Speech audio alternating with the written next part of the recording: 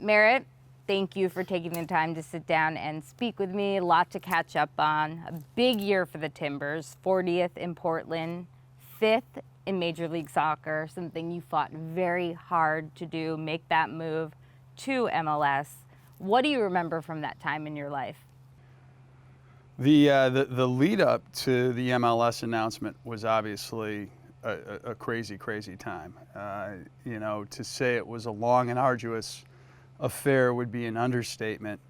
Now I kind of look back on it and I say, wow, I wish I'd sort of been able to, maybe, I guess enjoy would be the wrong, word, but appreciate what we were doing and, being able to impact such a massive change on a city and a community, and making MLS a reality. And we've all seen how that change has manifested itself. But it was touch and go. I mean, this is a tough city to get stuff done. There was, anytime there's a little opposition, Portland prides itself in putting a big magnifying glass on that opposition. And that's the process here, and Portland's a terrific city, and it's worked for it, and credit the leadership at the time that we eventually made this the deal happen. But there were a lot of sleepless nights, a lot of days where I thought it wasn't going to happen, and we kept pushing forward. And now, in retrospect,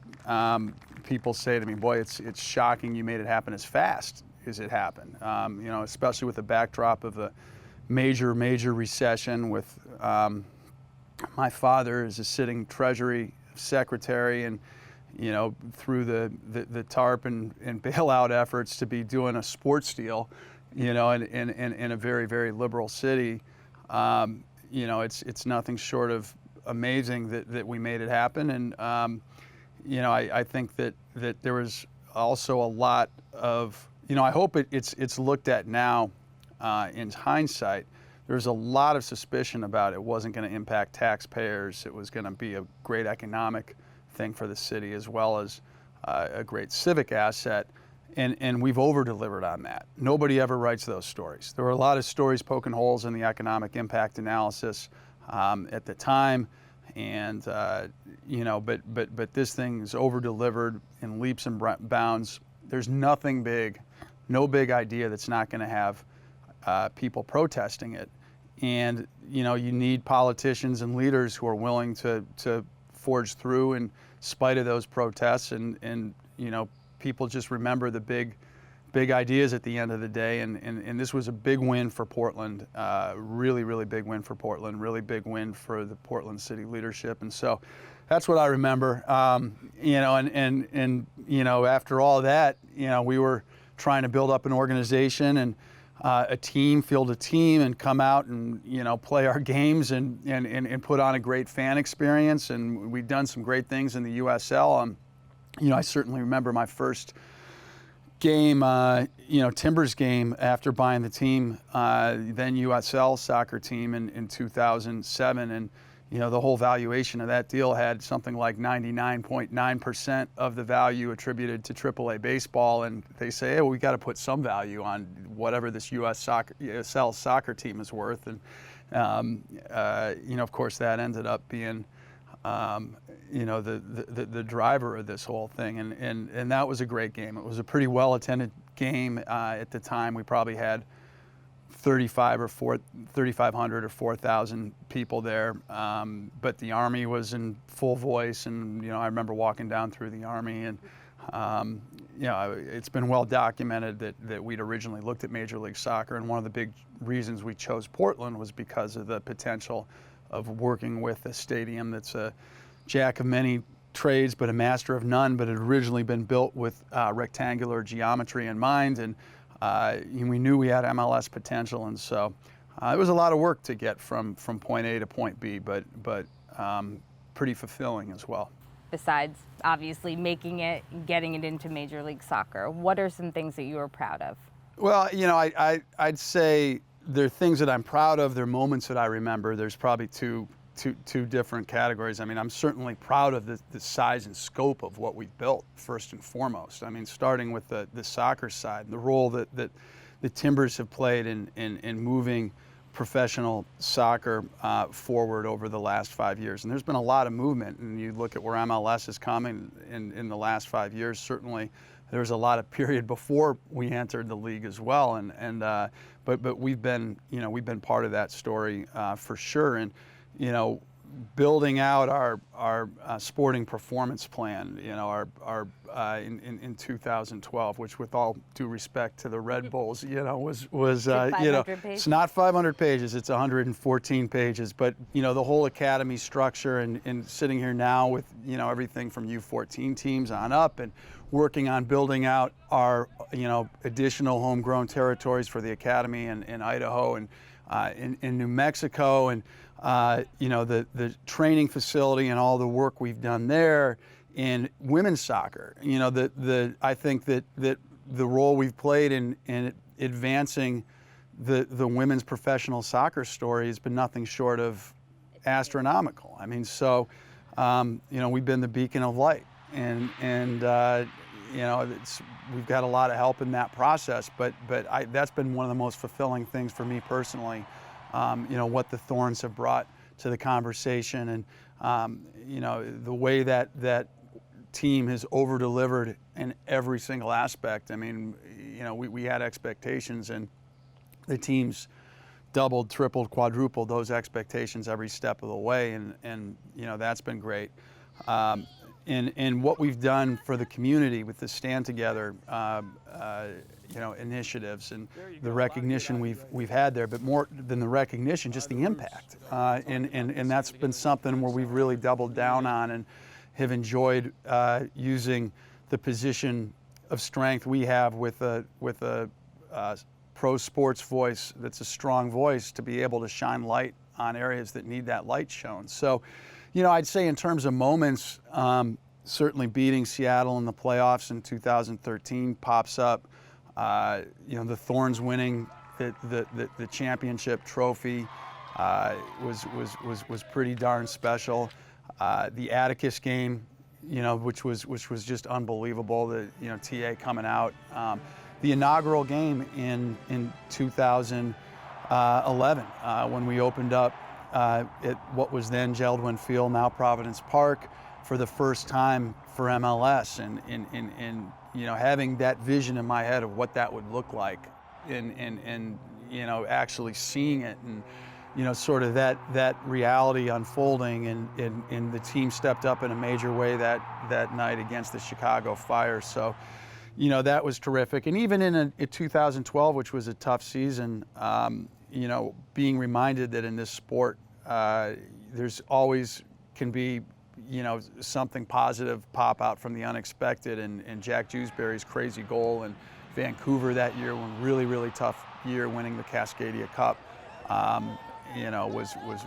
kind of a cool little thing. So those are just a couple moments along the way. You just mentioned that the inaugural night you had a vision. Was it what you envisioned, or did it exceed that expectation?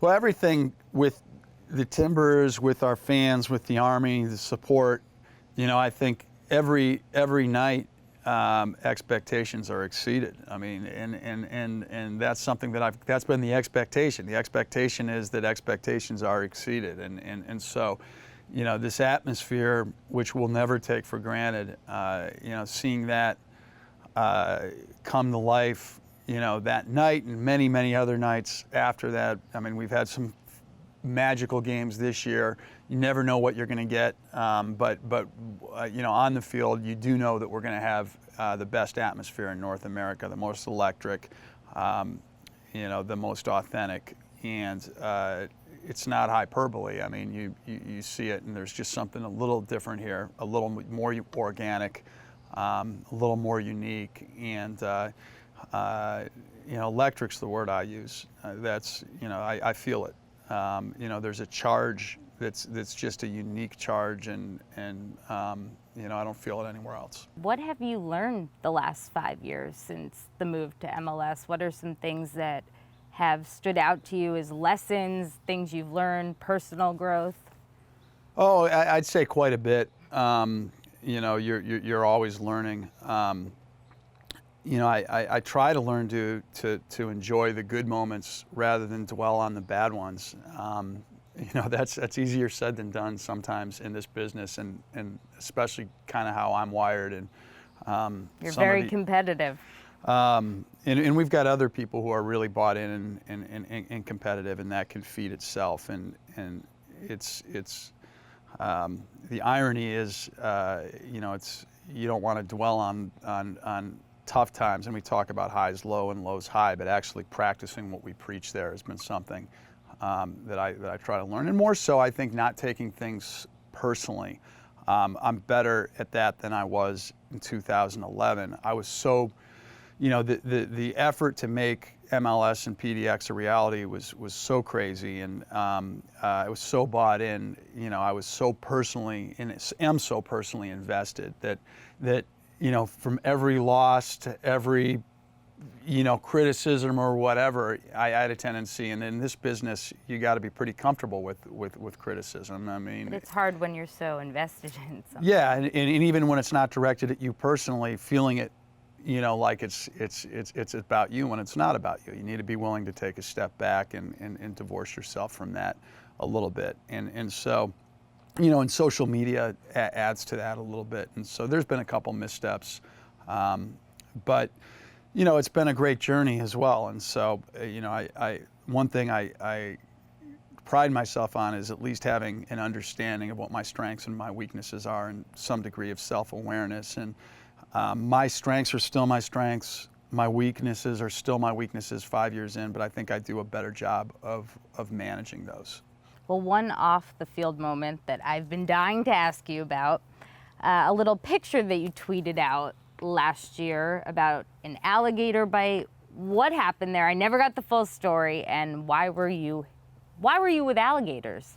Of all the 5-year, retrospective issues, I wouldn't think the alligator bite would be on the short list. But top of my list. Look, I've been interacting with wildlife, sometimes in a not so smart Darwin Award esque way since I was a little kid. My parents are big conservationists. My mom is huge into birds, and when she'd bird watch, I was always running around catching every kind of reptile I could find. And we spend time in Southeast Georgia a lot, and I've caught alligators since I was a little kid as well. And this one was probably a little bit on the big side. He was crossing the road, and I was showing somebody, believe it or not, the right way to catch an alligator. It was probably about a 5.5-foot gator, and was a little bit cavalier in my efforts. I actually thought I lost my finger when he got me, and went through like 4 rounds of antibiotics until they figured out that the bacteria was embedded in the bone, and so I had to have surgery. So fortunately, I've kept my finger, but my interaction with alligators has been a little less frequent since that moment. So you've always been comfortable with reptiles. Like, I'm terrified. Yep. Comfortable with reptiles, with all animals. I'm a big animal guy. We don't have a dog yet. We do have a boa constrictor. What? But a little boa constrictor. But what's a little boa constrictor? Oh, it's like 4.5 feet. It's a cocker cave, 5 feet maybe. But it's not a big. It's a smaller subspecies. Yeah, very comfortable with animals. We've done a lot of looking back. I want to talk about moving forward, looking ahead, next 5 years. What do you hope to accomplish? Well, I'd say it's obviously a big question. First and foremost, we want to add to the trophy case, and we've got a Thorns Championship. People forget with selective memory that we basically won the Supporters Shield equivalent, which was the Commissioner's Cup in USL right before year before we popped up, but winning an MLS Cup, winning a Supporters Shield, is and hopefully doing well in CONCACAF, which is something that I take extremely seriously. I'm looking forward to MLS winning CONCACAF, but I'd love it if the Timbers could be the first team to win CONCACAF. You know, that would be something that you know, is the first thing that pops to mind. But I'd say that on a more macro level, having the Timbers continue to be a big part of the conversation and advancing the sport forward, the Thorns, you know, on the women's side, continuing to solidify the NWSL as a viable going concern, and to further the growth of that game. I think that on an infrastructure standpoint, there's some things that we're looking at. We're taking a hard look at stadium expansion right now. I still think, specifically at the south end, there's some things we can do, you know, and some meaningful expansion that I think works really well with the framework in our footprint. So, you know, that's exciting. No promises. We continue to look at the surface of the field. You know, we're unique in that we change the turf every 2 years. It's the best turf. We use it for nothing else besides soccer, very little else, I should say, besides soccer. But you know, if we have the ability to change the surface, you know, that's something we'll continue to take a hard look at. I've got some obligations to the city that I have to meet. We have a challenging stadium in terms of a sunken field with little exposure to the sun and a whole bunch of other things, including a creek running underneath the field, Tanner Creek. But you know, I think that's something we'll continue to assess as well. So, you know, those are just a couple little things. You know, I talk about wanting to be a model, not just Major League Soccer club, but a model professional sports club, doing things really well off the field, doing things really well on the field, you know, being a model of excellence, and that continues to be the goal. As I said, very small. Oh my goodness. Little cocker keg. And so, does it have a name? Yeah, my kids named it. My daughter's named it Angel. Aww. So it's a female, Okay. female boa. She's not being very camera cooperative. She's not looking at the camera. She's more interested in me right now. There you go, Sam. Oh God. Okay. Jay. She does not bite. Okay. All right. At least not a lot. Wait. At least not a lot. Just be. Okay. All right. Oh my God. Just let her support her body and let Okay, her all crawl all over you. You look very stiff holding her. I am. I feel very. This one seems nice though. She's Calm. nice. She's totally chill. Really pretty little snake.